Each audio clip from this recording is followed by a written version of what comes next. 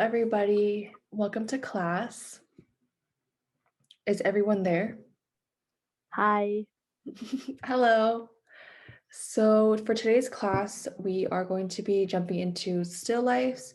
This is going to be from traditional to contemporary.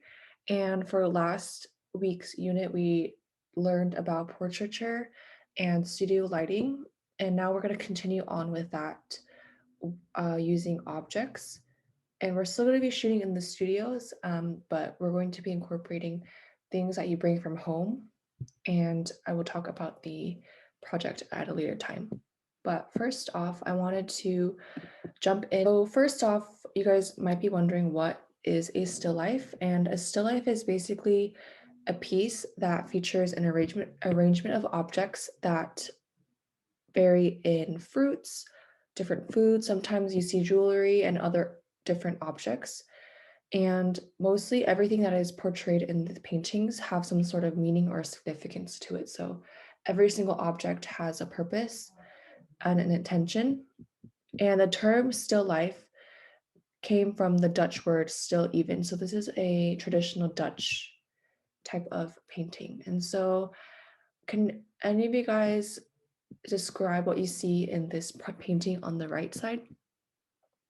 There's a skull.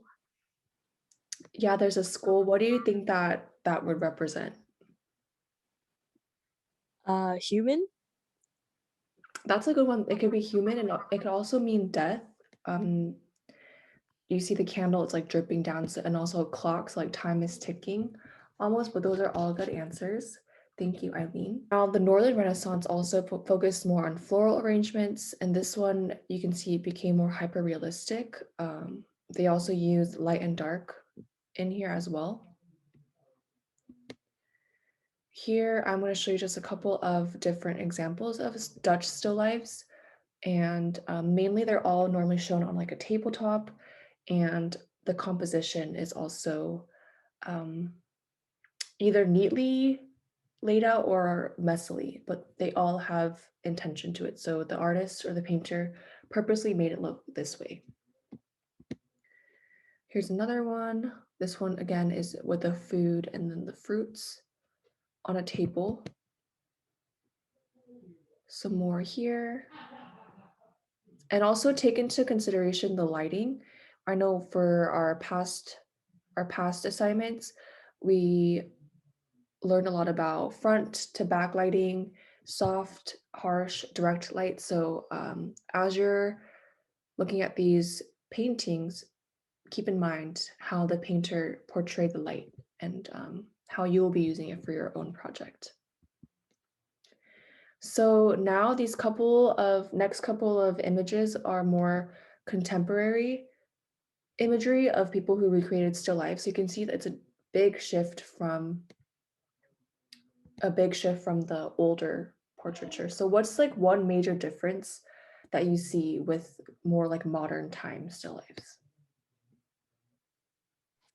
Um, I think there's less objects Hmm. in the painting.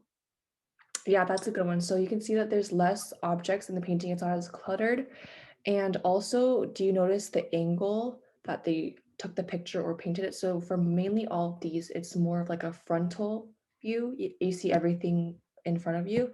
But then this one right here is more of a from a bird's eye view. So that's something different that contemporary artists today are doing. They're kind of shifting the way that still lives are being portrayed. So thank you. Here's another one. This one is still, it has a very similar feel to it, but you can see that the lighting is a lot more dramatic. It's coming from like a spotlight.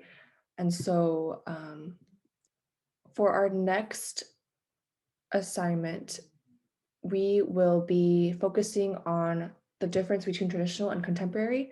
And I'll show you some more modern contemporary works of still lifes and also going in depth with our next assignment that we will be doing. So yeah, thank you.